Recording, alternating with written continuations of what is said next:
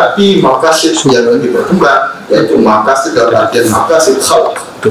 Nah itulah yang kemudian memberikan saya inspirasi, dan saya terus berusaha untuk merumuskan satu potensi untuk menghasilkan satu metodologi yang itu berhasil bagi kita.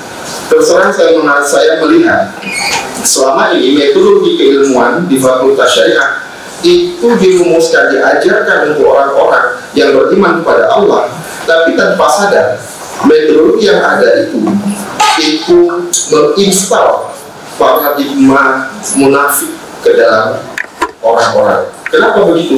Karena basis paradigmatik dari metodologi itu memang benar-benar yaitu sekuler. Jadi hal-hal yang seperti ini yang saya kira perlu kita carikan solusi, sehingga kita betul-betul bisa memiliki satu metodologi yang memang kompatibel dan tepat, bisa memberikan kita hasil yang valid untuk sebuah penelitian.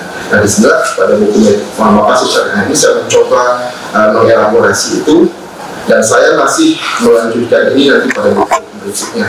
Insya Allah saya sudah juga menulis buku Logika Penalaran Hukum, yang itu juga mengintegrasikan dua aspek ini, dua argumen strength, dan kemudian saya juga sedang menulis buku Metodologi Penelitian bersama Prof. Syarizal, yang itu menggunakan pendekatan maqasidi sebagai sarana untuk diwujudkan ke dalam langkah-langkah metodologis penelitian. Saya kira ini saja sebagai gambaran umum. Mohon maaf atas kekurangan. Terima kasih atas perhatian. Billahi taufiq wal hidayah. Wassalamualaikum warahmatullahi wabarakatuh.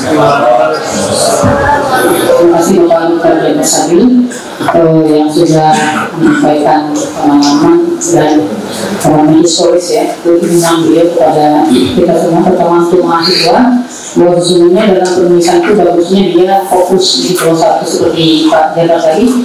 S1-nya beliau tentang masalah musalah, kemudian S2-nya tentang penanaman takmiri, kemudian disertasinya membahas tentang maqasid, jadi ilmunya itu lebih dalam. Kemudian dari saya pribadi termasuk hal yang baru ketika mengatakan ada maqasid al-khalq ya. Itu karena selama ini yang saya tahu itu ada dua terminologi, ada maqasid al-hukmi atau maqasid syar'i. Jadi nanti mungkin bisa kita lihat dan menarik untuk kita baca buku beliau ini buat mahasiswa yang ingin memperdalam terkait dengan maqasid, bagus untuk membacanya secara sempurna. Kemudian tentunya kita persilakan kepada Prof. Ilyas Al-Bakar untuk mengelaborasi kajian-kajian terkait dengan maqasid syar'i. Silakan.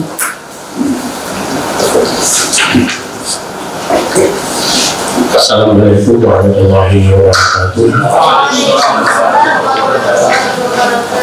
Alhamdulillah rabbil alamin. Wabihi nasta'in ala umuri dunya wa din. Wassalatu wassalamu ala Muhammadin wa ala alihi wa ashabihi wa man tabi'ahum bi ihsanin ila yaumiddin. Asyhadu an la ilaha illallah wa asyhadu anna Muhammadan abduhu wa rasuluh. Amma ba'du. Bapak Dekan Fakultas Syariah yang saya hormati, Bapak dan Ibu Wakil Dekan Fakultas Syariah, Saudara Moderator yang hari ini memandu kita dalam acara ini, Saudara penulis buku yang hari ini ya akan kita kritisi ya. Jadi kritisi ini bisa dua. Jadi bisa kritis yang mematikan, ada sebaliknya bisa kritis yang membangun, memberikan jalan keluar untuk berbagai kesukaran yang kita hadapi. Para dosen yang hari ini alhamdulillah ada beberapa orang yang hadir bersama, dan juga para mahasiswa yang tentu kalau saudara ikuti dengan baik ini akan sangat membantu ya, karena apa yang kita akan bicarakan ini adalah metode atau pisau analisis yang saudara bisa gunakan untuk skripsi saudara nanti. Jadi bahan yang ada di sini saya rasa ya semuanya mengarah ke sana. Bagaimana saudara melakukan analisis, bagaimana saudara nanti bisa memanfaatkannya untuk menulis skripsi. Jadi saya langsung saja Ya, jadi karena waktu kita juga mungkin terbatas, kita tidak bisa gunakan terlalu berpanjang-panjang. Jadi pertama sekali saya merasa sangat gembira, ya, saya senang mendapatkan buku ini karena seperti tadi disampaikan, saya sudah berkenalan dengan Sahabat Jabar ini lama, jadi sebelum ketika beliau ikut pasca. Dan waktu itu saya menyatakan akan sangat baik kalau beliau kalau ikut menjadi dosen di Fakultas Syariah. Waktu itu beliau bukan dosen, beliau pegawai di Kanwil Kementerian Agama, dan alhamdulillah dalam perjalanan waktu beliau bisa pindah menjadi dosen di sini. Jadi dengan demikian dia mempunyai lebih banyak kesempatan, lebih banyak teman untuk berdiskusi. Jadi kalau dikatakan tadi beliau sudah menekuni ini selama 20 tahun, ya ini tentu alhamdulillah, dan saya berharap itu tidak pindah lagi. Jadi terus pada bidang maqasid ini, pada bidang usul fikih ini, pada bidang metodologi ini, sehingga di Fakultas Syariah ini ada ahli, ya. Di antara dosen-dosen di sini nanti bukan hanya Pak Jabar, tapi juga yang lain semuanya. Ini yang maaf kalau saya berharap, ya, dan saya doakan itu pada satu saat nanti menjadi rujukan. Jadi secara nasional kita harus dirujuk. Jadi kalau ingin berbicara masalah ini, ya pergilah ke Fakultas Syariah UIN Aradiri. Jadi ini tentu bukan satu hal yang bisa tiba-tiba, itu tidak. Ya, itu tidak mungkin tiba-tiba. Jadi Pak Jabar tadi sudah menyatakan 20 tahun, dan mungkin ada dosen lain juga yang seperti itu. Nah, jadi kalau umpamanya kita punya 10 orang, ya, yang seperti ini, pada saatnya nanti saya yakin Fakultas Syariah ini akan menjadi rujukan dalam bidang usul fikih. Dan itu, ya, saya harap bukan hanya cita-cita, tapi menjadi program kerja barikan, ya, sehingga ini pada satu saat nanti tercapai. Jadi saya melakukan ini apresiasi, dan apresiasi ini menjadi lebih signifikan karena apa yang ada di Aceh itu tidak ada di tempat lain. Kita diberi izin menjalankan syariat Islam sebagai hukum positif. Ini adalah laboratorium yang saya rasa ini diturunkan Allah kepada kita ini. Saya tidak tahu bagaimana kita harus mensyukurinya, bagaimana kita harus syukuri ketika ini tidak ada di tempat lain, tapi kita menemukannya dan kita terlibat. Dan Fakultas Syariah itu terlibat, dosen terlibat, mahasiswa terlibat. Jadi saya merasa ini sebuah rahmat yang kalau kita sia-siakan, mungkin ya lain syakatum la azidannakum wa lain kafartum inna adzabi lasyadid. Jadi kalau saya rasa ini tidak kita syukuri, tidak kita gunakan, ya kebalikannya akan terjadi, ya. Kalau umpamanya ini juga saya bisa katakan, ya, tadi bendungan Ma'arif dari Yaman itu bergenerasi menjadi sumber kemakmuran, tetapi karena keserakahan, ya Allah mencabutnya, sehingga terjadilah diaspora besar untuk orang-orang yang pindah sampai ke Syria waktu itu. Nah, jadi ini contoh. Jadi saya merasa ini satu keadaan yang kita mesti memanfaatkan betul sebaik-baiknya. Hadirin hadirat yang rahmat, kembali ke buku saudara Jabar Sabil, saya merasa beliau masuk ke ranah elaborasi. Jadi penelitian ini adalah penelitian elaboratif, penelitian pendahuluan. Jadi kalau kita gunakan istilah fikih, ini masuk ke ranah ijtihad. Jadi tidak sekedar mengulang apa yang ada, tetapi berusaha menemukan sesuatu yang baru, menambahkan sesuatu kepada khazanah yang sudah ada sekarang. Sebagai penelitian elaboratif, karena saya juga mengalaminya ketika dulu menulis disertasi, itu banyak sekali pertanyaan, Jadi saya waktu itu kadang-kadang sampai heran, kok Bapak itu menanyakan itu? Kok itu pun ditanyakan? hal-hal kecil saja yang saya anggap sudah sangat biasa dia tanyakan. Tetapi pada akhirnya dia memberitahu, kamu masuk ke elaboratif, kamu masuk ke ruang baru, keluar, kalau istilah lain itu keluar dari zona nyaman. Kita keluar dari zona nyaman itu. Nah, tetapi beberapa istilah yang kamu gunakan itu adalah istilah di tempat lama. Nah, jadi beliau katakan, saya menanyakan ini kepada kamu, apakah kamu masih memakainya seperti orang lama memakainya, atau kamu memakainya dengan makna baru? Tapi yang dulu tidak ada. Nah, saya tidak tahu itu, jadi saya harus tanya, ini baru atau lama? Nah, atau kamu sudah memasukkannya baru tapi belum kamu definisikan, sehingga orang memahaminya secara lama. Nah, jadi beliau katakan betul, sehingga sesudah saya berdiskusi dengan beliau, saya menambah dari 280 halaman disertasi awal itu menjadi 360 hanya dengan satu pertemuan. Alasannya itu tadi, banyak sekali istilah yang kamu sebut ini yang tidak bisa dipahami karena kamu pindah dari apa yang biasa orang gunakan. Jadi saya harus mendefinisikan banyak sekali.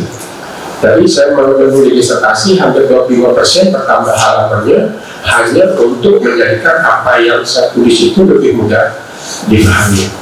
Ya, ini kalau masalah itu dilanjutkan oleh Ghazali dan seterusnya sampai ke Ibnu Ashur. Jadi saya tidak membaca semua, tetapi beberapa tokoh yang dikenal untuk masalah, untuk istislah, untuk maqasid, itu semuanya beliau baca. Ya, jadi Al-Juwaini, Al-Ghazali, Ar-Razi, kemudian Izzuddin Abdus Salam, kemudian Al-Makarri, Asy-Syatibi, sampai ke Ibnu Ashur. Itu tokoh penting. Di luar itu masih banyak yang lainnya. Jadi ada Ibnu Qayyim, ada Ibnu Taimiyah, ada Al-Hamidi, ada Ibnu Hajib, itu banyak sekali. Tapi kalau kita sebut tonggak, ya tonggak dari perkembangan maqasid itu sudah dikutip di dalam buku ini. Jadi dengan membaca buku ini, ya satu babnya, saya sudah rasakan itu alur perkembangannya itu seperti yang saya pahami itu sudah ada. Jadi data dalam buku ini saya bisa katakan ini sudah merupakan data yang seharusnya ada di dalam fikih. Ya, jadi alhamdulillah ya, ini sudah ada di kita. Kemudian yang kedua, beliau mengkaji maqasid di sini juga tuntas dari awal sampai akhir. Jadi apa definisi maqasid, bagaimana pertingkatannya, ya jadi itu bagaimana dia dalam sejarah pemikiran fikih. Kemudian ini, jadi kalau saya tulis di sini, buku ini mengkaji maqasid secara relatif menyeluruh dengan peta konsep yang jelas, pengertian maqasid, sejarah pengkajian maqasid dalam sejarah pemikiran fikih, kedudukan maqasid dalam usul fikih, cara menemukan maqasid, macam dan tingkat maqasid, manfaat dan penggunaan maqasid untuk penafsiran dan penemuan hukum. Nah, jadi kalau saudara mau melihat maqasid, ya, karena buku lain tidak ada yang lengkap, banyak buku menceritakan maqasid, tapi saya tidak tahu yang diceritakan itu apa epistemologinya, apa ontologinya, apa aksiologinya, jadi itu tidak jelas. Tapi buku ini berusaha menggabungkan ketiga hal tersebut, jadi dari awal sampai akhir. Ini yang kedua. Kemudian yang ketiga, buku ini berusaha menggunakan apa yang beliau sebut tadi, beberapa, apakah saya sebut pendekatan atau teori atau apa ya, jadi dari filsafat ilmu. Jadi apa yang sekarang kita di sebagai ontologi, epistemologi, aksiologi, itu berusaha beliau gunakan. Dan walaupun tidak disebut, saya merasa beliau juga menggunakan hermeneutik ya, di dalam pengkajian ini. Nah, jadi dari segi pendekatan ini, ini juga sebuah hal yang baru. Ini yang saya katakan tadi, keluar dari zona nyaman. Jadi kalau dua tadi membaca, mengkaji secara historis, itu mungkin orang lain juga ada kerjakan, ya, tetapi tidak selengkap ini. Kemudian mengkaji secara lengkap itu tidak ada, tapi kalau kita baca beberapa buku kita akan menemukannya. Tetapi mengaitkan dengan filsafat ilmu, ini saya belum temukan. Ya, jadi belum ada buku dalam bahasa Indonesia yang secara khusus mengkaji maqasid dengan dengan pendekatan hermeneutik atau pendekatan filsafat ilmu. Nah, jadi ini tiga hal yang saya rasa perlu kita garis bawahi dan perlu saudara perhatikan ketika membaca buku ini. Saudara-saudara terhormat, ya, jadi tiga hal ini, dua tadi itu tidak baru, ya. Jadi pendekatan sejarah itu sudah ada, cuma tidak lengkap. Kemudian materi itu juga ada dalam banyak buku, di sini dihimpun, tetapi menggunakan hermeneutik. Ya, jadi walaupun barangkali itu tidak 100% baru, itu hal baru. Jadi ini yang oleh beberapa penulis, ya, beberapa mujaddid itu dikatakan sebagai qiraah muntijah. Jadi kita membaca khazanah lama, tapi bisa menghasilkan sesuatu yang baru. Sedangkan banyak orang mengkaji yang lama hanya mengulang-ulang yang itu saja. Jadi yang begitu ulang saja. Jadi tidak ada rencana untuk mengubah, untuk menambah, untuk memperbaiki, dengan bahasa lain keluar dari zona nyaman itu ke zona baru, itu tidak ada. Jadi apa yang ada kebanyakan kita lakukan itu qiraah kita itu mutakarrirah istilahnya. Tapi beliau berusaha kepada qiraah muntijah, jadi bacaan yang produktif. Saya sebagai dosen selalu menganjurkan membaca buku yang bisa membawa kepada pembaharuan ini, ya, kepada qiraah muntijah ini.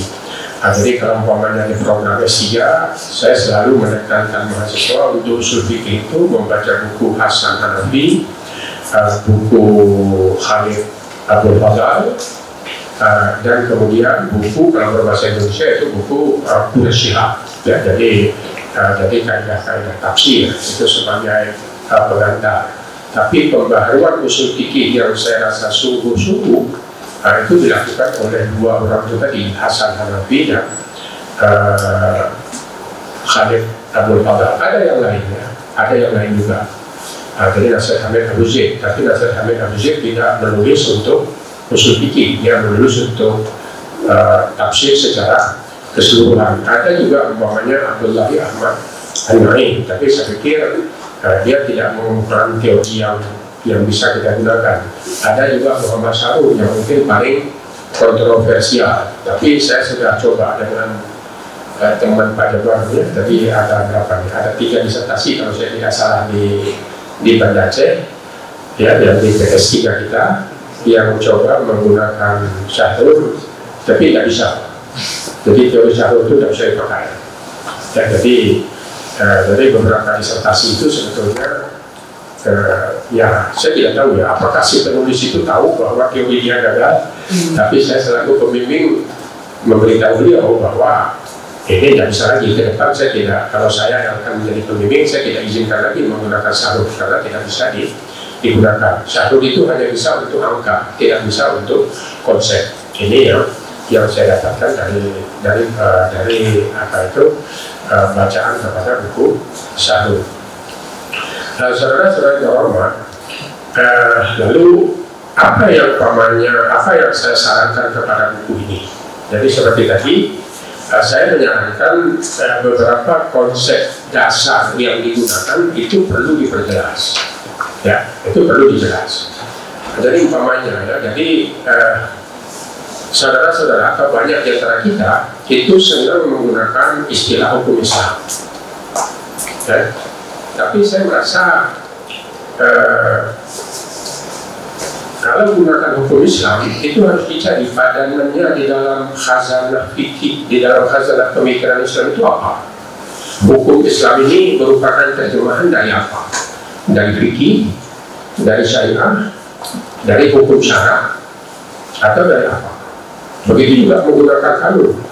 Kalau kita gunakan kanun ini apa padanannya dalam tradisi khazanah fikih itu? Karena kanun dalam masa modern ini berbeda dengan kanun pada masa sebelum kelahiran negara bangsa. Nah, ini contoh, itu mesti jelas sekali. Dalam tradisi Islam itu hukum syarak itu norma, secara sederhana norma hukum dalam ilmu hukum. Kemudian fikih itu bisa kita sebut sebagai hukum. Ya, jadi bukan normanya, tapi himpunan norma itu adalah hukum dan itulah fikih. Syariat itu tidak ada dalam ilmu hukum karena kita wahyu. Nah, ini jadi saya membedakan secara jelas antara syariat, fikih, hukum syarak itu harus tegas sekali bedanya, tidak bisa dipertukarkan. Nah, jadi kalau itu tidak dipertukarkan, kita membaca bahan-bahan lama itu jadi lebih mudah karena kita menggunakan konsep yang relatif baku. Ini contoh, ya, jadi itu perlu diperjelaskan. Di dalam Islam, hukum syara itu terbagi kepada taklifi dan wad'i. Itu tidak ada dalam ilmu hukum. Ilmu hukum itu pembagiannya hak dan kewajiban. Tapi di dalam fikih hukum taklifi dan hukum wad'i. Ini bagaimana menggunakannya. Jadi kalau kita menggunakan norma hukum, kita bawakan ke fikih, kita mau pakai apa? Ya, jadi umpamanya di dalam buku ini itu disebutkan ilat itu sebab itu perbuatan. Ya, di dalam dalam buku Syarah Jabar, ilat itu perbuatan. Sedangkan ya sebetulnya ilat itu kalau itu disamakan dengan sebab, dia hukum wad'i. Ilat itu bagian dari hukum wad'i, bukan perbuatan. Ilat dan sebab itu melekat kepada perbuatan, menjadi musabab bihnya. Jadi ini contoh. Jadi hal-hal seperti ini perlu kita perhatikan lebih teliti, karena buku ini saya ulangi kembali melakukan elaborasi, yang melakukan sebuah ijtihad yang sangat jauh ke depan. Ya, jadi beberapa hal seperti itu perlu kalau perlu dibuat glosari di ujung dari bukunya supaya bacaan ini orang tidak keliru memahami. Atau kalau umpamanya kita sendiri silap, itu mudah mengingatnya karena ada istilah yang kita usahakan lakukan. Hadirin hadirat yang terhormat, jadi barangkali kalau saya katakan apa saran saya hanya menyarankan satu itu saja. Jadi beberapa istilah itu dibakukan. Kemudian yang ketiga, ya, jadi kalau tadi pertama saya menjelaskan mendeskripsikan isi buku, saya mengapresiasinya. Yang kedua, saya memberikan saran untuk perbaikan. Ini agar istilah-istilah itu perlu dipertajam dan bisa digunakan secara baku, sehingga membaca buku ini menjadi lebih mudah. Ya. Kemudian yang ketiga, ini buku ini sebetulnya ditujukan untuk siapa? Ya, untuk mahasiswa S1, mahasiswa S2, mahasiswa S3. Ini susah saya jawab. Ya, susah saya jawab. Siapa yang perlu membacanya?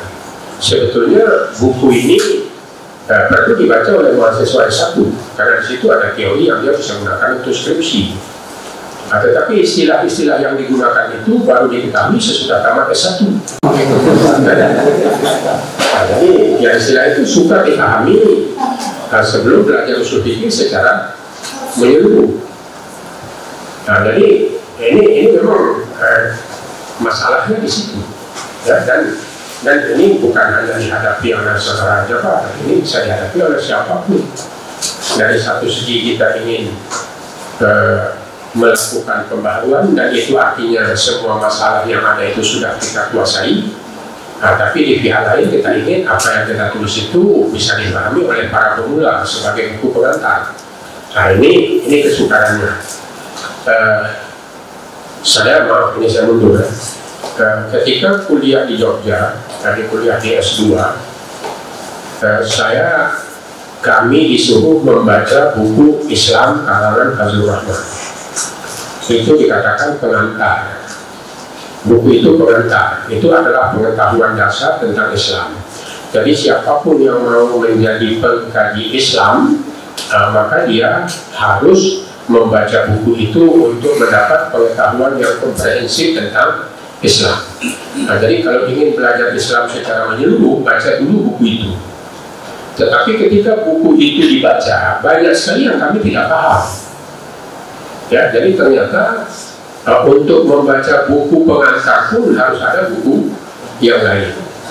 Nah, jadi untuk bisa memahami buku Islam ini, kami waktu itu meminta beberapa kali pertemuan dengan beberapa dosen. Jadi pernah dengan Kunto Wijoyo, pernah dengan Pak Syafi'i Ma'arif, pernah juga dengan Kunto Wibisono, pernah juga dengan Pak Mokhtar Yahya.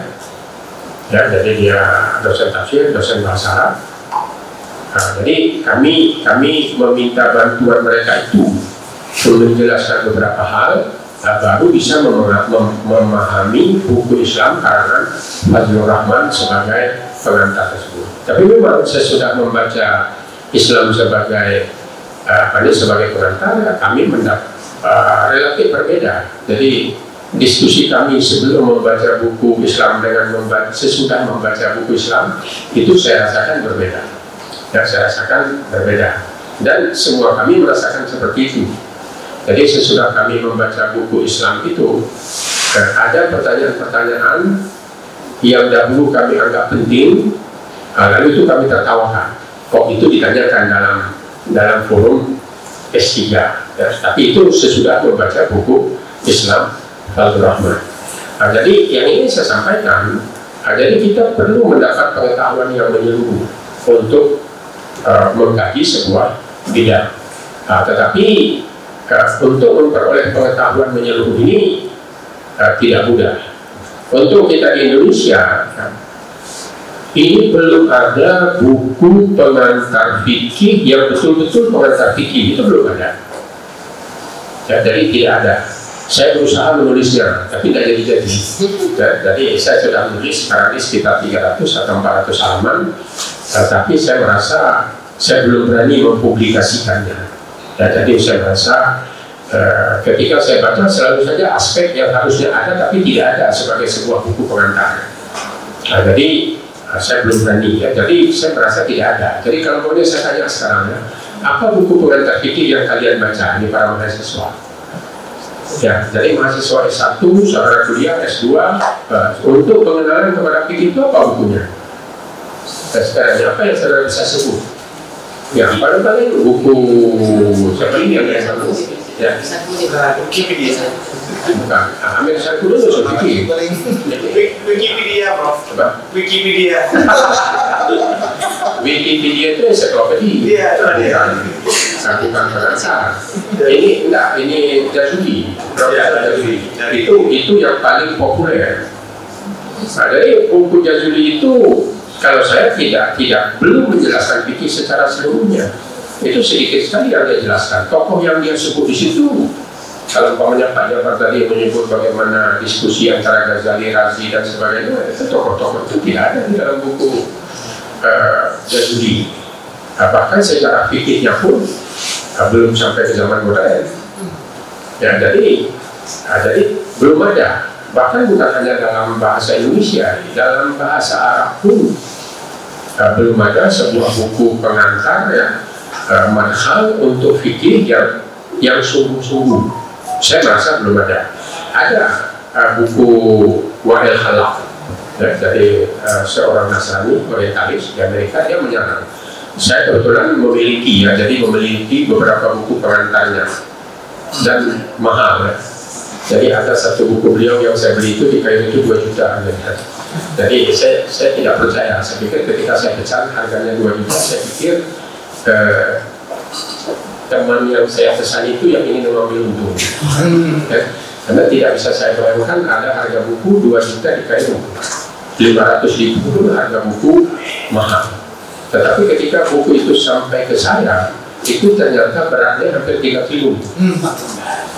Kertasnya kertas tebal sekali, kertas sangat tipis, tebal, ya halamannya lebih 800. Saya pikir itu buku pengantar fikih yang paling lengkap yang pernah saya baca dibanding dengan Yosef Shah, Goldsmith atau siapapun. Ya. Tetapi itu ditulis untuk orang Eropa, bukan untuk sarjana Muslim. Jadi audiennya itu non Muslim, audiennya itu orang yang dididik dalam tradisi hukum Barat, bukan orang yang dididik dalam tradisi fikih. Jadi saya merasa itu untuk calon mahasiswa Azhar tidak cukup, tidak bisa buku itu. Saya mengalami sendiri ketika masuk ke Azhar membaca buku-buku seperti itu. Saya baca Abu Zahra, saya baca Mustafa Zaka. Ya, saya seperti orang yang tercebur ke laut ketika sampai ke Azhar itu. Masuk di situ tidak tahu di mana tepi, tidak tahu harus berenang kemana, tidak tahu harus mulai dari mana, jadi betul-betul kebingungan. Tapi alhamdulillah ya, jadi di luar Azhar ada seorang ulama yang sangat waraf, Syekh Najib Al-Muti'i. Kebetulan saya bertemu beliau lah yang membantu saya, memperkenalkan saya dengan pemikiran fikih itu, dengan lautan fikih yang luas itu. Berapa pulau ada di sana, mana-mana yang bisa menjadi petunjuk dan sebagainya. Ya, Najib Al-Muti'i itu pensyarah orang yang melengkapkan syarah Al-Muhaddab. Ya. Jadi itu buku Al-Mawardi yang disyarah oleh Nawawi 6 jilid, tidak tamat. Lalu beliau melengkapkannya menjadi 23 jilid. Jadi beliaulah yang memperkenalkan kepada saya bagaimana sebetulnya dunia fikih masa lalu itu.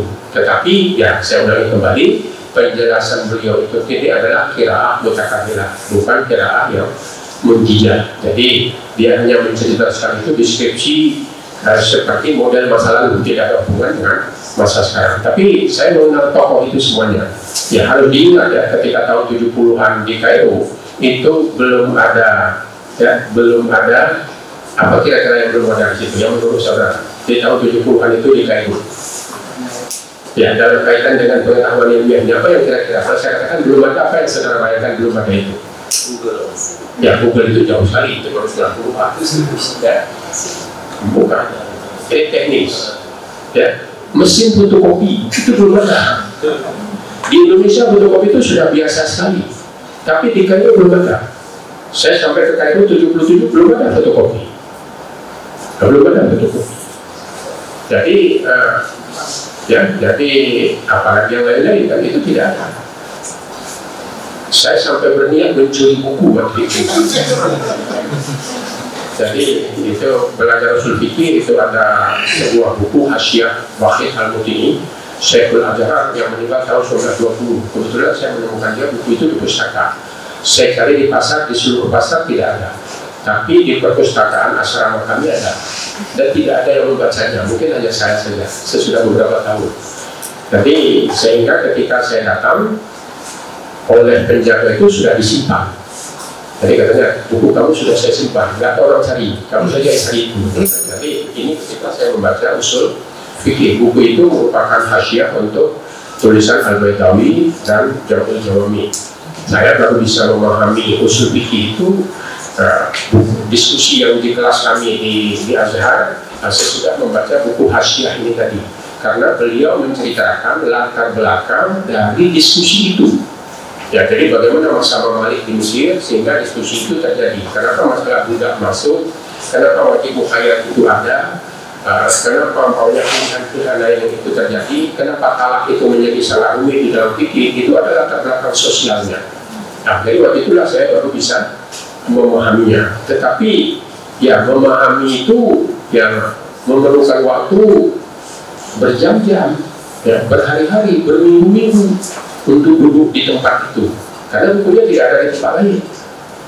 Nah, jadi Nah ini ya, jadi saya kembali ke masalah kita tadi, ini mencari buku pengantar yang menyeluruh ini belum ada.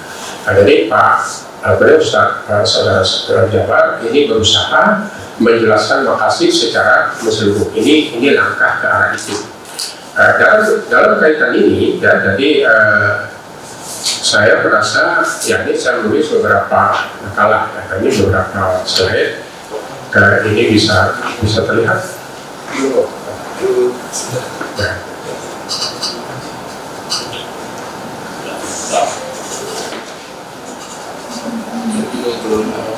Belum tersambung. Tadi tertutup dalam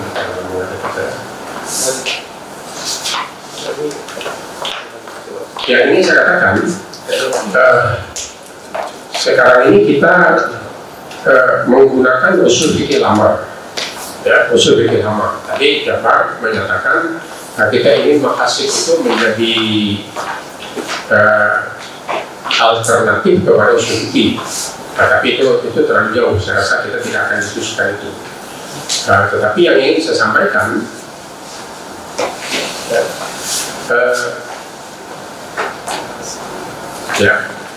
dalam usul fikih yang ada sekarang, itu ayat Al-Quran dan hadis sebagai dalil, sebagai sumber dipahami dengan kaidah usul fikih selalu melahirkan fikih.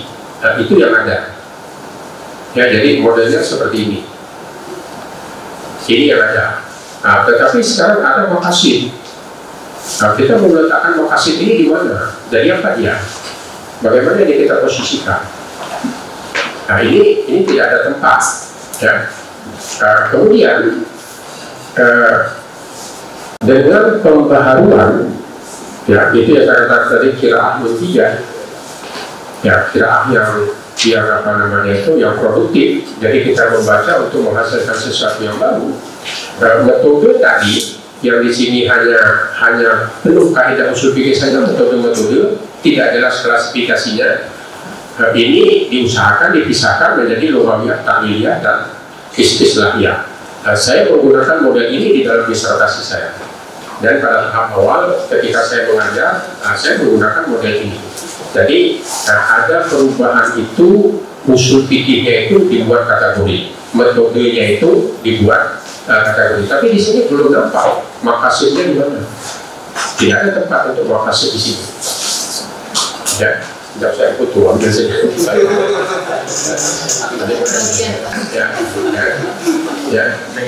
Jadi ya ini tadi yang saya katakan tadi kan. Ini ya sesudah saya mengajar di sini dengan diskusi teman-teman, saya membuat seperti ini modelnya. Al-Quran itu wahyu, sedangkan yang di bawah itu budaya. Ini yang tadi saudara Jabar berusaha tunjukkan di dalam tulisannya. Jadi Al-Quran ini wahyu, lalu ada budaya. Jadi budaya itu ada nilai, ada gagasan, ada perilaku berpola, ada artefak, dan ini mestinya semuanya kembali ke Al-Quran dan hadis, itu mestinya. Jadi baru kita katakan kita menjadi muslim yang kafah. Jadi Islam itu, Quran itu masuk ke dalam budaya. Nah, ini saya ceritakan bagaimana Islam ini masuk ke dalam budaya, khususnya di bidang fikih. Jadi fikih yang ada sekarang itu masuk di dalam zaman dan budaya agraris. Ya, di zaman dan budaya agraris itulah fikih yang ada ini dilahirkan. Jadi fikih yang ada kita sekarang itu semuanya lahir ketika budayanya agraris. Ulama kita itu semuanya dalam budaya itu. Kemudian ada zaman dan budaya industri. Tapi zaman dan budaya industri ini itu belum ada fikihnya karena ulama kita yang paham tadi itu belum ada. Jadi kalau umpamanya saudara Jabar sekarang menulis, saya menulis, Pak Kamarul Zaman menulis, yang lain-lain menulis, jadi kita berusaha agar kita ada fikih baru yang untuk budaya industri. Tapi itu belum lahir. Kemudian masyarakat kita sekarang sudah pindah ke bioteknologi atau ke informasi. Kita belum tahu bagaimana. Jadi ini kita belum tahu. Jadi kalau kemudian di zaman dan budaya industri itu metode penafsiran yang paling kuat itu hermeneutik. Itu yang paling kuat. Jadi kalau kita pakai metode yang di atas tadi, ya ini tadi, logawiyah, takliyah, istilah ini sudah nggak cocok. Ini harus kita ubah metode ini. Ya, ini kita ubah, mesti kita ubah. Jadi agar kita bisa melahirkan fikih baru atau fikih tajdid. Ya.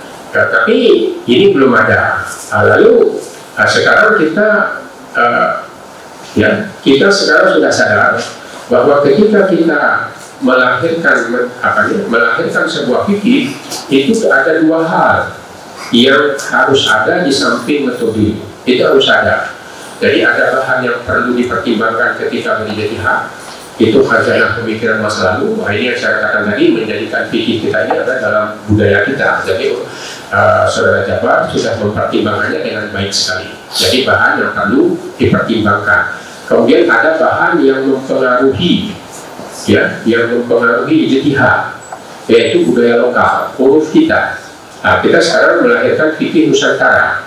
Nah, itu sebetulnya fikih Nusantara itu ada pada bahan yang mempengaruhi ini, ada di situ. Kemudian di situ juga ada pengetahuan ilmiah, teknologi dan sebagainya, itu ada di situ. Jadi apakah ini di sebelah kanan atau sebelah kiri itu terserah.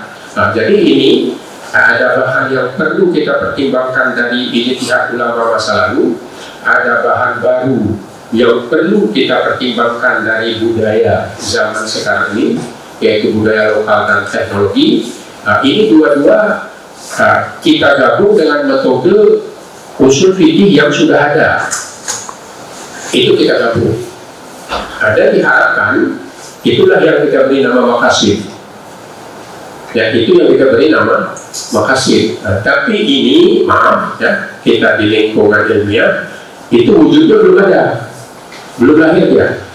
Tadi Pak Abdes, Saudara Jabar berusaha melahirkan itu, dan saya rasa ini masih perlu dilengkapi lagi. Tidak cukup beliau sendiri. Ya, jadi apa yang sudah beliau rintis itu masih dilanjutkan lagi. Jadi beliau sudah mengerjakan ini 20 tahun. Ya, jadi mungkin ya saya sekarang sudah berumur, saya sudah pensiun. Jadi umur saya sudah lebih 70 tahun. Ya, jadi beliau ya mungkin kalau 20 tahun lagi beliau juga pensiun kan saya rasa. Nah, jadi kalau itu belum selesai nanti harus ada generasi yang ketiga lagi. Baru bisa kita selesaikan sekiranya kita mau mengerjakannya. Tapi kalau kita tidak mau mengerjakannya, ya tidak akan selesai-selesai dan kita akan terus ketinggalan. Nah, jadi ini saya belum tahu ya bagaimana memposisikan, di mana kira-kira dalam situasi seperti ini kita posisikan maqasid. Apakah maqasid itu menggantikan metode atau gimana dia? Atau ini salah ya? Jadi model yang saya buat ini, skema ini, gambar ini keliru, bukan begitu modelnya, harus dibuat lain. Ya silakan saja. Nah, tetapi yang ingin saya katakan, bagaimana bacaan kita kepada khazanah pemikiran masa lalu itu menghasilkan sesuatu yang menjadikan Al-Quran dan hadis itu bisa kita terapkan pada masa sekarang, dan itulah fikih kita nanti. Ya, jadi fikih dengan budaya teknologi. Jadi hadirin hadirat yang terhormat, ya saya sudah berbicara setengah jam lebih. Saya rasa itu sudah cukup. Ya mungkin ya walaupun karena ini sebuah pertemuan ilmiah tentu harus ada diskusi. Tidak mungkin pertemuan ilmiah tanpa diskusi. Jadi saya katakan sampai sini, saya kembalikan kepada moderator. Sekali lagi ya saya ucapkan selamat kepada Saudara Jabar. Ya mudah-mudahan beliau katakan tadi sedang menulis buku lain untuk melengkapi apa yang ada ini, dan saya harap bukan hanya beliau ya, semua kita yang ada di ruang ini dengan bidang kita masing-masing, marilah kita berusaha memberikan sumbangan sehingga kampus kita ini betul-betul menjadi penghasil atau apa namanya ini, bukan hanya memproduk ya, tetapi juga menyebarkannya, jadi menginseminasinya sehingga kita betul-betul bermanfaat secara ilmiah kepada masyarakat. Saya kembalikan kepada moderator. Assalamualaikum warahmatullahi wabarakatuh. Alhamdulillah, luar biasa pemaparan atau pendalaman materi dari buku yang ditulis oleh Bapak Dr. Jabar Sabit tadi, yang sudah diulas secara dalam oleh Prof. Ilyas Abu Bakar. Kemudian selanjutnya kami mengharapkan adanya tanya jawab atau diskusi dari para audiens untuk memperdalam atau mungkin untuk membuka sesuatu yang belum terang terkait dengan maqasid syariah ini, karena mungkin beberapa hari yang lalu kita tahu pada acara ITIS itu di Surabaya ada Surabaya Chapter ya, itu bahwa mendorong untuk kita ini untuk menggiatkan kajian-kajian hukum dengan dimensi maqasid. Mungkin ada yang ingin bertanya terkait 3 poin dari Surabaya Chapter itu, atau mungkin ingin memperdalam materi yang sudah disampaikan. Kami persilakan kepada audiens yang ingin bertanya. Dipersilakan.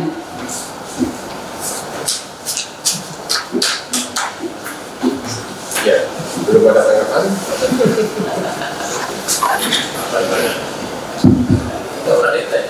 Ada pertanyaan, silakan Bapak Ibu dari mahasiswa kami. Mungkin saya yang dahulu ya, dengan harapan setelah itu ada yang bertanya. Karena beberapa buku maqasid yang sempat saya baca-baca itu bahwa sesungguhnya kajian maqasid itu kan ada dilihat pijakannya itu apakah dilihat dari ilatnya atau dilihat pada hikmahnya, Pak. Jadi kebetulan saya pribadi belum terlalu dalam membaca buku maqasid Pak Jabar ini, dan ada term yang baru juga saya dengar tadi, ada maqasidul khalaq. Jadi yang pernah saya baca itu maqasidul syariah atau maqasidul hukmi. Jadi kalau disebut dengan maqasidul hukmi itu arahnya pada ilat. Bahkan ada yang mengatakan seakan-akan maqasid itu bukan lagi menjadi metodologi, tapi maqasid itu adalah sumber hukum sendiri. Setelah dicari maqasidnya, sehingga arahnya orang tidak perlu lagi melihat Quran atau hadis, langsung kepada maqasid. Jika maqasid itu dianggap sebagai maqasid hukum, tapi ketika dia dipahami maqasid syariah, itu sebagaimana kata Abu Zahra, itu yang dilihat adalah hikmahnya. Jadi urutannya adalah teks Al-Quran, hadis, kemudian hukum, kemudian baru kita lihat hikmah dari hukum itu. Nah, mungkin di sini yang perlu ingin ditanyakan, arah maqasid yang ditulis oleh Dr. Jabar ini arahnya itu mana, Pak Jabar? Demikian Pak, mohon maaf.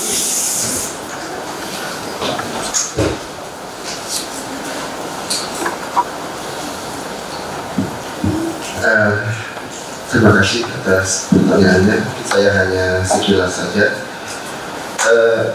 Tadi disinggung tentang maqasid khalq. Mungkin saya perlu menggambarkan sedikit dari pemahaman saya sejauh mengkaji maqasid syariah. Dan nanti Bapak Ibu boleh mengkantor kalau misalnya ini keliru. Bahwa ketika kita melihat maqasid dalam kajian para ulama, maqasid itu adalah hasil abstraksi terhadap ayat-ayat Al-Quran. Jadi otomatis dia merupakan konsep-konsep yang sifatnya dihasilkan dari Al-Quran. Nah, melihat kepada aspek epistemologis dari menghasilkan itu, kita menemukan ada temuan baru para ulama, yaitu tentang istiqra' maknawi. Jadi kalau begitu maqasid itu lebih kepada sesuatu yang dihasilkan dari hasil refleksi terhadap ayat Al-Quran yang jumlahnya itu terbatas, sehingga bisa dilakukan istiqra' atau pendekatan induktif secara sempurna. Tidak ada induksi sempurna yang digunakan. Nah, kalau kita merujuk ya kepada pendapat Syekh Muhammad At-Tahir Ibnu Asyur, beliau itu mengatakan mempelajari maqasid syariah itu sudah selesai, karena maqasid at-tasyrih itu bisa digeneralisasi, didapatkan. Nah, yang menjadi permasalahan adalah menemukan maqasid dalam perbuatan manusia. Nah, itulah kenapa dalam kajian 3 orang tokoh yang saya baca itu muncul terminologi maqasidul khalq. Kalau Imam Al-Ghazali menyebutnya maqasidul khalq, Imam Asy-Syatibi menyebutnya maqasid mukallaf, kemudian Syekh Muhammad Tahir Ibnu Asyur menyebutnya sebagai maqasid linnas. Jadi sebenarnya yang menimbulkan tantangan itu adalah pada maqasid linnasnya, bukan pada maqasid lisyari'. Karena maqasid lisyari' itu tidak lebih dari nas-nas itu. Jadi kalau kita melakukan abstraksi, para ulama menggambarkan 3 abstraksi. Kalau kita merujuk pada kajian psikologi ataupun kefilsafatan, 3 tingkatan itu ada abstraksi yang dilakukan pada tataran yang paling rendah, abstraksi yang masih abstraksi fisis, kemudian ada abstraksi yang sifatnya matematis, dan kemudian ada abstraksi yang metafisis. Nah kemudian para ulama menyusun hasil abstrak itu menjadi maqasid pada tataran yang sifatnya khassah, masih sangat dekat dengan realitas, masih bersifat fisis. Kemudian pada tingkat kedua ada maqasid pada tataran yang sifatnya itu qaribah, yang disebut dengan wasiliyah, yaitu dirumuskan menjadi kuliatul khamsah. Kemudian yang metafisis itu maqasid aliyah. Nah itu yang dirumuskan. Jadi pada tataran maqasid li syarih itu selesai, itu sudah bisa menjadi pengetahuan yang utuh untuk konteks sebuah ilmu yang sistematis. Nah tantangannya justru ketika kita berbicara konteks perbuatan manusia, karena ada taklif pada maqasid syarih ketika memang mensyariatkan hukum adalah agar manusia itu dia berbuat sesuai dengan tujuan syariat. Nah jadi untuk menemukan sebuah perbuatan yang bisa dinyatakan sesuai, nah inilah yang diperlukan metodologi. Jadi epistemologi yang dibangun oleh Syekh Muhammad At-Tahir Ibnu Asyur itu adalah pada ranah ini. Dan di sini Ibnu Asyur mengungkapkan faktanya bahwa perbuatan-perbuatan kita itu hal yang bisa diabstraksikan untuk menemukan konsep-konsepnya pada tataran itu. Nah inilah pekerjaan yang menjadi tantangan seperti yang tadi dipaparkan oleh guru kita. Kelihatan betul memang aspek realitas itu yang memang menjadi objek kajian utama saat kita berbicara maqasid pada tataran maqasidul khalq atau maqasidul mukallaf atau maqasidun nas. Sebab kita berkewajiban untuk melakukan sesuatu sejalan dengan tuntunan syariat. Saya kira itu yang selebihnya ya saya berharap masih kalau itu bisa didiskusikan lagi, tapi saya kira hal ini mungkin bisa dilengkapi Prof. Aliasa. Nah, bersiap bersedia menjawab. Ada yang lain lagi? Ada yang lain? Boleh saya?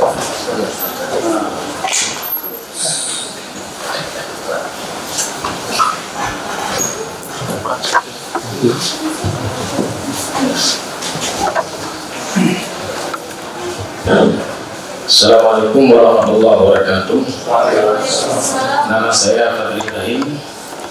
Saya menarik dari pembahasan tadi daripada penulis dan daripada Prof. Aliasa, dan saya merasa ada perlu penambahan daripada Prof. Aliasa. Di sini pertama sekali saya sudah membaca buku ini, walaupun tidak semuanya.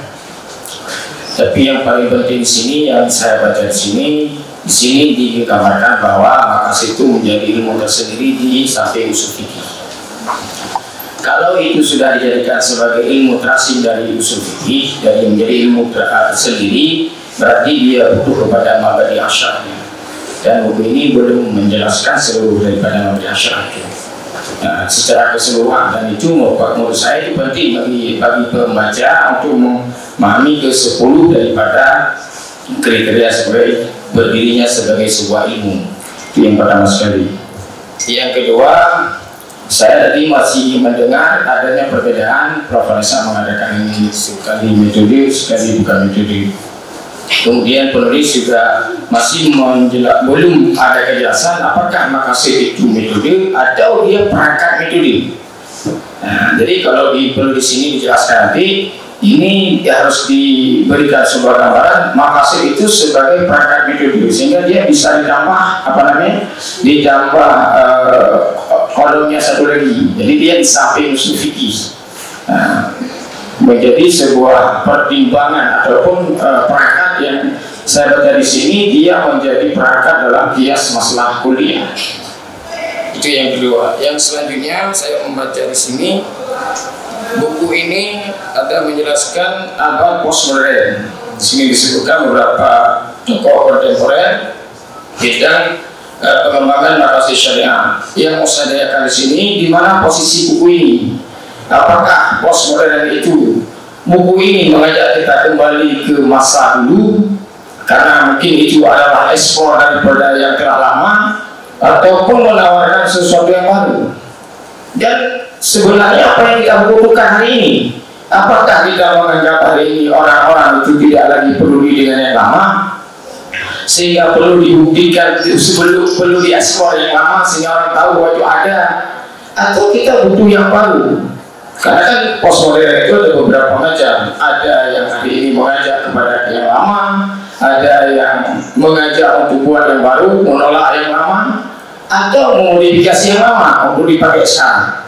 Atau satu lagi yang mungkin tawaran kemarin itu, membuat yang baru tapi tidak menolak yang lama, dia tetap berada di posisinya sendiri. Kita membuat yang baru walaupun sebenarnya teorinya ada yang lama, cuma kita tidak membuat teori mereka lagi, tapi membuat teori yang baru. Nah, ini mau saya tanyakan buku ini, apa perbedaannya dengan apa yang pernah dicari oleh Ibn Ashur? Apakah ini hanya ekspor Ibn Ashur, atau ini ekspor dari polisi sendiri? Ya, tambahan dari Ibn Ashur. Selanjutnya, di sini disebutkan bahwa maqasid ada beberapa. Di bab 12 saya baca di sini menjadi sebuah metode penemuan hukum. Jadi di sini berarti diklaim bahwa maqasid syariah itu sebagai metode. Ini saya melihat hanya diberikan beberapa langkah-langkah ijtihadnya. Nah, ini mungkin harus ada aplikasi kepada masalah baru. Apakah memang maqasid ini bisa menyelesaikan masalah baru dengan bernama beberapa langkah ijtihad ini? Yang selanjutnya tadi ada disebutkan mengenai masalah yang ditanyakan tadi dengan masalah maqasid khalqi, maqasid talab, dan maqasid linas. Jadi dikatakan itu sama, cuma beda tokohnya saja. Tapi saya tidak setuju itu dikatakan sama. Kenapa? Karena beda tokoh, beda perspektif. Dan itu kalau hari ini kita mengatakan sama, berarti kita berpikir dalam mono perspektif. Dan menurut saya, saat sekarang ini kita lebih bisa menawarkan ke orang berpikir dalam multi perspektif. Jadi tidak ada yang salah, dan tidak mungkin satu kata itu punya makna yang sama. Nah, saya lebih cenderung bahwa setiap kata yang dilahirkan, walaupun berbeda tokohnya, itu berbeda maksud mereka. Sekian dan terima kasih. Assalamualaikum warahmatullahi wabarakatuh. Baik, terima kasih. Beberapa pertanyaan dari penanya kita tadi. Mungkin kalau boleh saya ulang, Prof dan Pak Nebar, bahwa pertanyaan pertama beliau menanyakan mabadi asrah dari ilmu maqasid ini. Kalau memang kita sepakat bahwa dia menjadi ilmu yang tersulit. Kemudian posisi dari maqasid ini sebagai apa? Apakah sebagai metode atau sebagai pendamping metode? Kemudian posisi buku ini dalam rentangan masa itu apakah mendukung pemikiran klasik atau mengarah kepada pemikiran postmodern? Kemudian yang keempat, beliau haruskan adanya tambahan contoh-contoh masalah baru ketika kita ada mengkaji tentang postmodern. Adapun yang terakhir, beliau mengkritisi pernyataan kita tadi bahwa maqasid itu ada maqasid linas dan maqasid al-khalq, dimana menurut beliau itu adalah dua entitas yang sama, jadi semuanya sama. Demikian Pak, mungkin bisa direspon.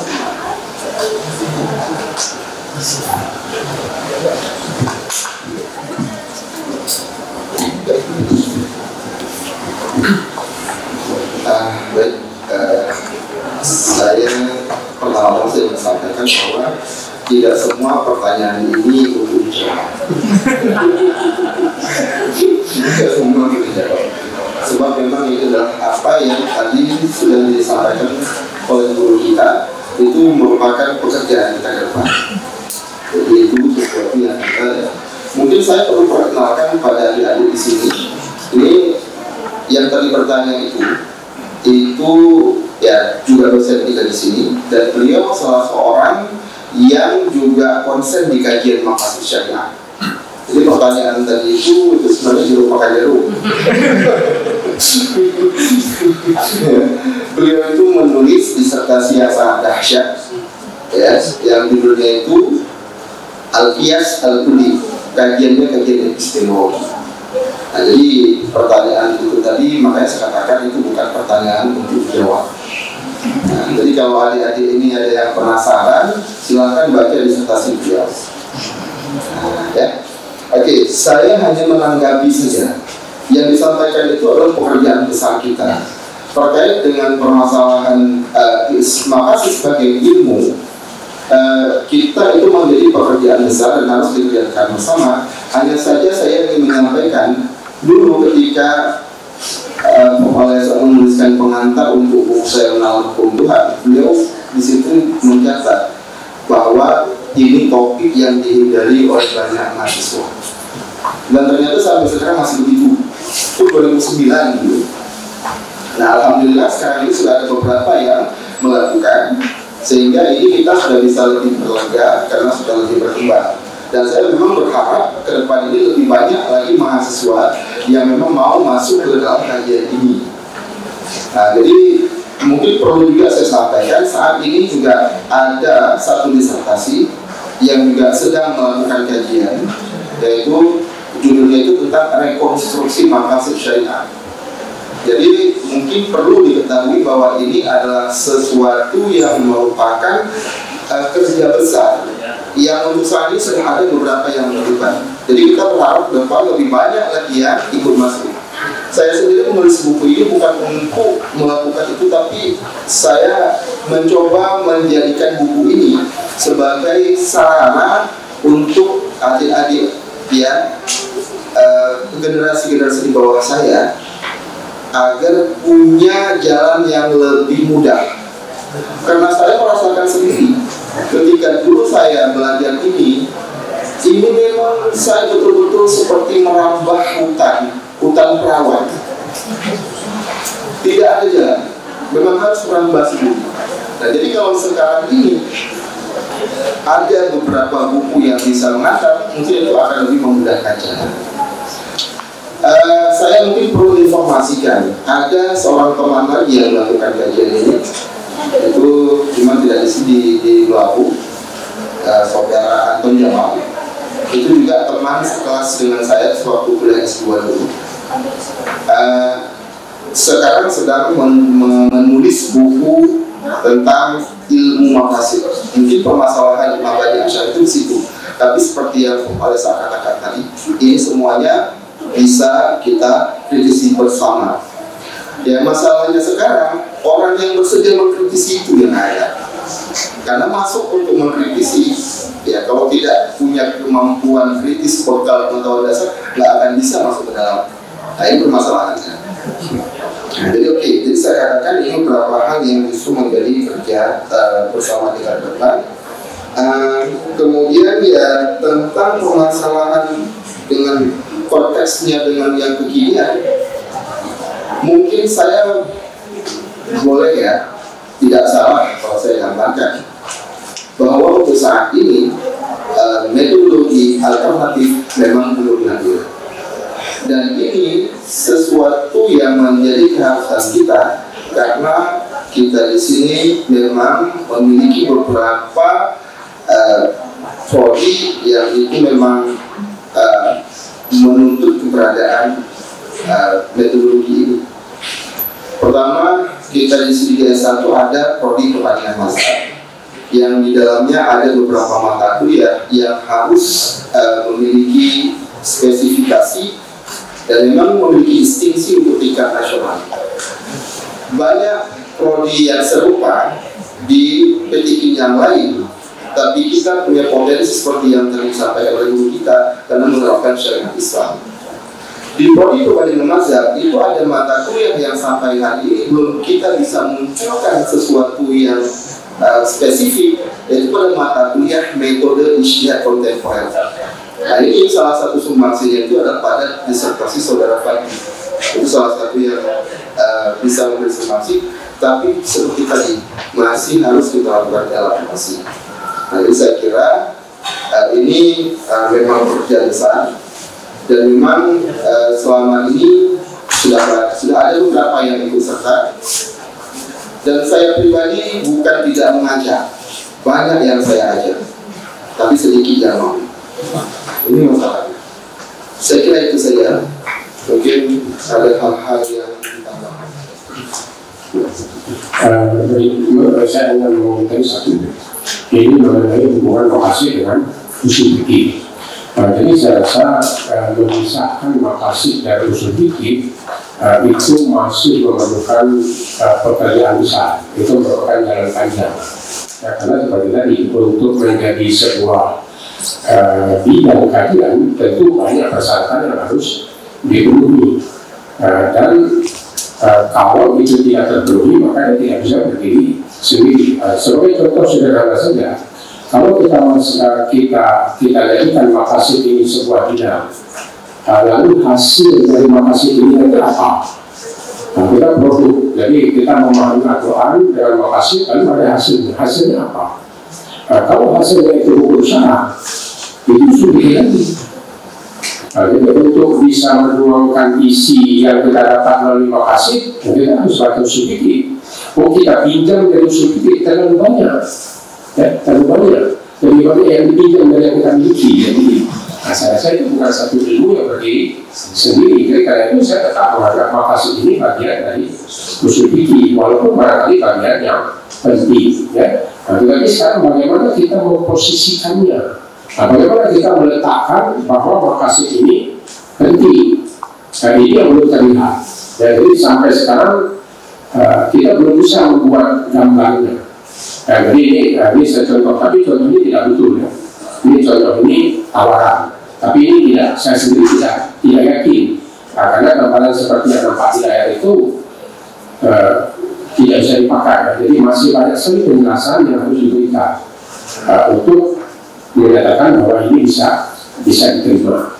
Kemudian yang kedua, kalau maqasid ini sebagai metode, itu apakah itu sudah bisa digunakan? Saya menyatakan sudah, dan bukan hanya sudah, itu alternatif. Karena beberapa kegiatan yang sekarang ini tidak bisa diselesaikan dengan aliyah, tidak bisa diselesaikan dengan wawiyah, pilihannya hanya maqasidiyah atau istislahiyah. Ya, saya menawarkan beberapa langkah, dan ini sudah disempurnakan, ya, diberi alternatif oleh saudara Jabar.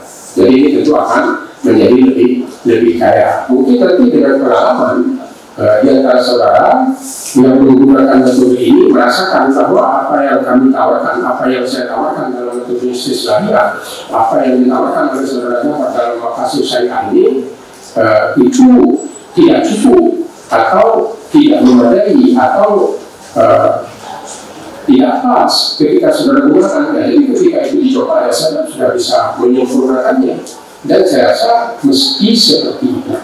Jadi jangan anggap sebuah temuan seseorang itu sudah sempurna. Tidak, pengetahuan itu selalu berkembang. Kalau tidak berkembang berarti dia mati. Nah, itu harus dikembangkan. Sapi itu hidup sampai sekarang karena banyak muridnya yang mengembangkannya.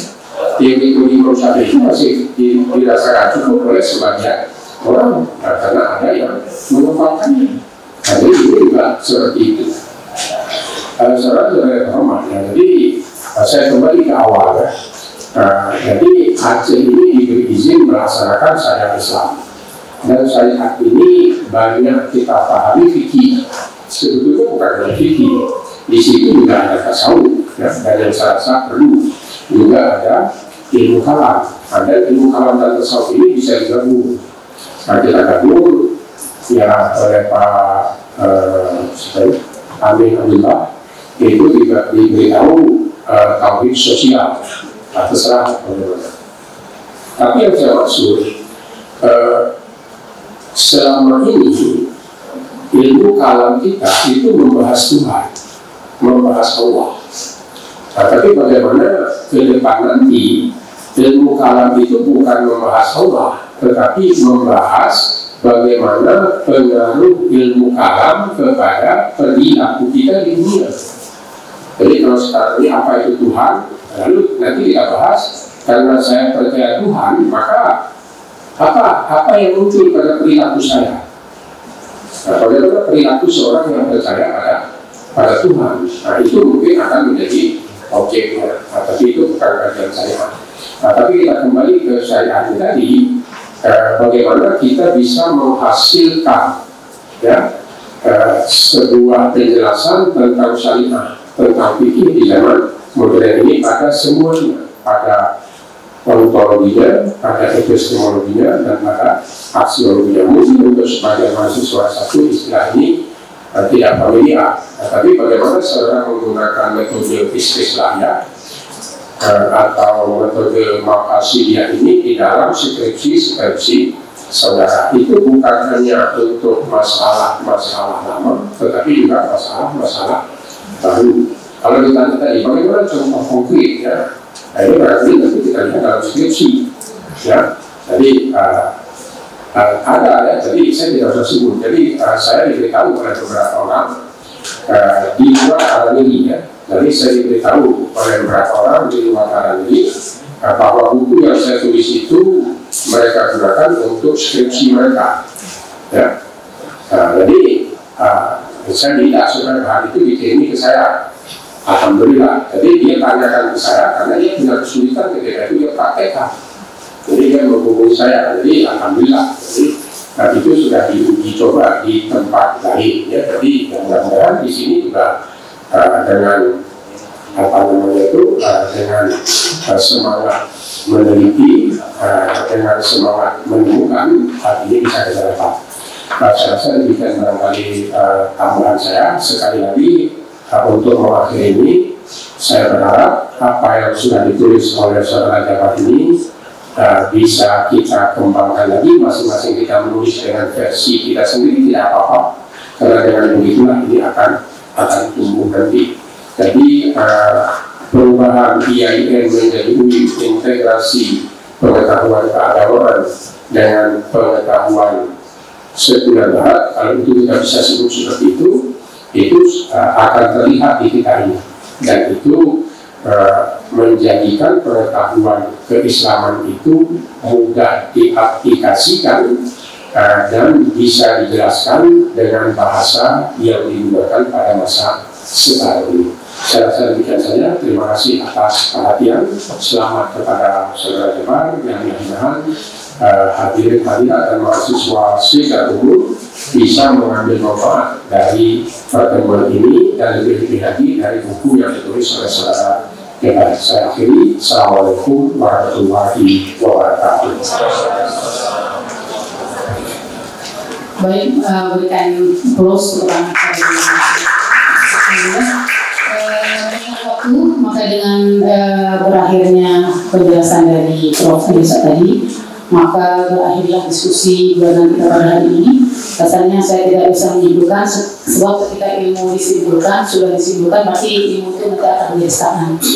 Namun adanya satu hal yang pasti, harapannya kajian makasid pada hari ini bisa menjadi tonggak untuk kajian makasid lain yang lebih serius di Fakultas Syariah Hukum ini. Terima kasih yang tak terhingga kepada para dua narasumber kita, Bapak Profesor Ilyas Abu Bakar dan Bapak Dr. Jabar Sadil. Kemudian terima kasih kepada jajaran rekan, terima kasih kepada seluruh produsen dan peserta yang telah ikut hadir dalam acara diskusi ini. Akhirnya sebagai moderator, saya mohon maaf atas segala kesalahan dan kekurangan. Saya tutup dengan doa wallahu a'lam bishawab, fastabiqul khairat, wabillahi taufiq wal hidayah. Assalamualaikum warahmatullahi wabarakatuh. Ini saya serahkan kepada petugas.